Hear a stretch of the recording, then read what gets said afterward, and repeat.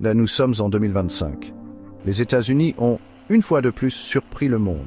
Donald J. Trump, défiant les prédictions et les sondages, est de retour à la Maison-Blanche pour un second mandat non consécutif. Sa victoire, témoignage de son attrait persistant auprès d'une partie importante de l'électorat, a envoyé des ondes de choc à travers la communauté internationale. Le paysage politique est à jamais changé, l'avenir reste incertain. La victoire de Trump était tout sauf prévisible. Il a fait face à une bataille difficile dès le départ.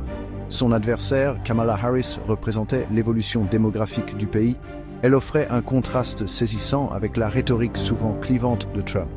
Pourtant, Trump a réussi à exploiter un profond sentiment de ressentiment et d'anxiété parmi les électeurs.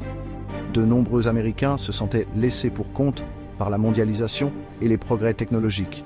Ils aspiraient à un retour à une époque plus simple, une époque de domination américaine sur la scène mondiale. Trump, avec ses promesses de ramener des emplois et de restaurer la grandeur américaine, leur a offert une vision d'espoir. Son message a trouvé un écho, en particulier dans les États de la ceinture de rouille, qui avaient été durement touchés par le déclin industriel. L'élection de 2024 était un référendum sur la direction du pays. C'était un choix entre deux visions très différentes de l'avenir de l'Amérique. En fin de compte, le message de nationalisme économique et de nostalgie culturelle de Trump s'est avéré plus convaincant. Sa victoire marque un nouveau chapitre de l'histoire américaine, dont les conséquences se font encore sentir. La campagne de Donald Trump en 2024 était une leçon de maître en rhétorique populiste et en manœuvres stratégiques. Il a habilement exploité les angoisses d'une nation aux prises avec l'incertitude économique et les changements culturels. Son message, un puissant cocktail de nationalisme, de protectionnisme et de sentiments anti-establishment, a profondément résonné auprès de sa base et au-delà. Au cœur de l'attrait de Trump se trouvait sa promesse de restaurer les emplois manufacturiers américains perdus à cause de la mondialisation. Il s'est insurgé contre les accords commerciaux inéquitables et a juré de ramener les industries qui avaient déménagé à l'étranger. Son message a touché une corde sensible chez les ouvriers qui se sentaient laissés pour compte par le boom économique des dernières décennies. Trump a également exploité un sentiment croissant d'anxiété culturelle parmi certains segments de la population. Il s'est présenté comme un défenseur des valeurs traditionnelles, promettant de protéger la culture américaine de ce qu'il percevait comme les menaces de l'immigration et du multiculturalisme. Sa rhétorique a résonné auprès des électeurs qui estimaient que leur mode de vie était menacé. La campagne de Trump n'a pas été sans critique. Beaucoup l'ont accusé d'exploiter les divisions raciales et ethniques à des fins politiques. Ils ont souligné sa rhétorique incendiaire sur l'immigration et ses antécédents de déclarations racistes. Malgré ces critiques, le message populiste de Trump a résonné auprès d'une partie importante de l'électorat. Sa victoire témoigne du pouvoir persistant du populisme dans la politique américaine. Alors que ces politiques étaient peut-être ancrées dans le passé, la stratégie de campagne de Trump était résolument moderne.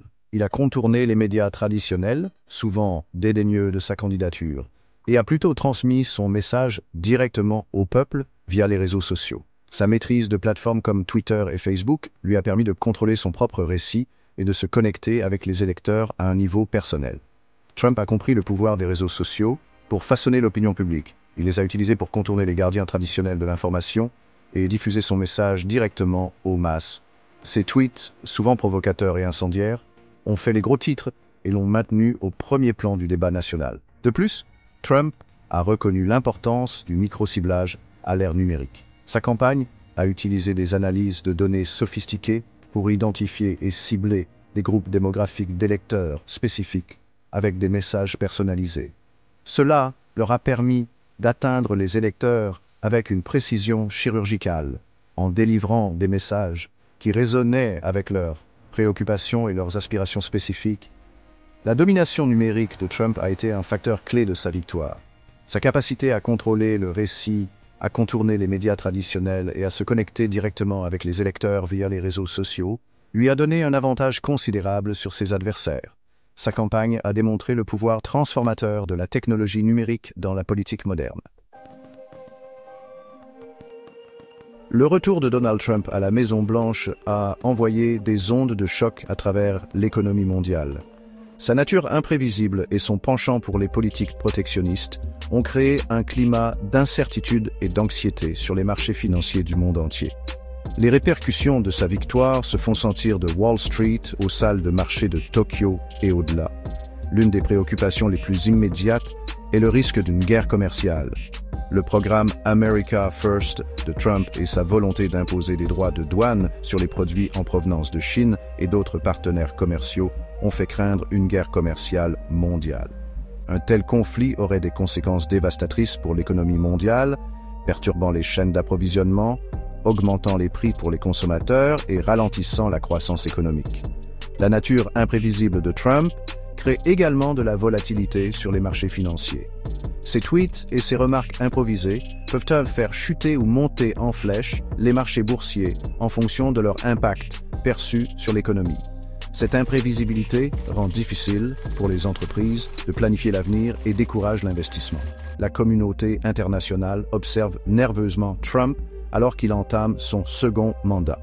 Ces politiques ont le potentiel de remodeler l'ordre économique mondial pour le meilleur ou pour le pire. Le monde retient son souffle, se préparant aux répercussions du séisme Trump. Les finances personnelles sont, disons, en pleine mutation pour beaucoup de gens. Avec l'évolution de l'économie, les individus se retrouvent à naviguer dans de nouveaux paysages financiers. C'est une période d'incertitude, mais aussi une opportunité de croissance et d'adaptation. Comprendre les changements et planifier en conséquence peut faire une différence significative pour la stabilité financière. Dans le monde en rapide évolution d'aujourd'hui, l'adaptabilité est plus cruciale que jamais. Il ne s'agit pas seulement de survivre, mais de prospérer au milieu du changement constant. Adopter la flexibilité nous permet de naviguer dans les incertitudes et de saisir de nouvelles opportunités. L'éducation financière est une compétence essentielle à l'ère moderne. Comprendre comment gérer son argent, investir judicieusement et planifier l'avenir permet aux individus d'atteindre la stabilité et l'indépendance financière. C'est un outil qui peut transformer des vies et des communautés. Le paysage politique est de plus en plus polarisé. Ce gouffre qui se creuse entre les différentes idéologies crée des défis importants pour la gouvernance et la cohésion sociale. C'est un problème complexe qui exige un dialogue réfléchi et une volonté de trouver un terrain d'entente. La prise de conscience est la première étape vers un changement significatif. En restant informés et engagés, nous pouvons mieux comprendre les problèmes qui affectent notre monde et prendre des mesures pour les résoudre. C'est une responsabilité collective que nous partageons tous.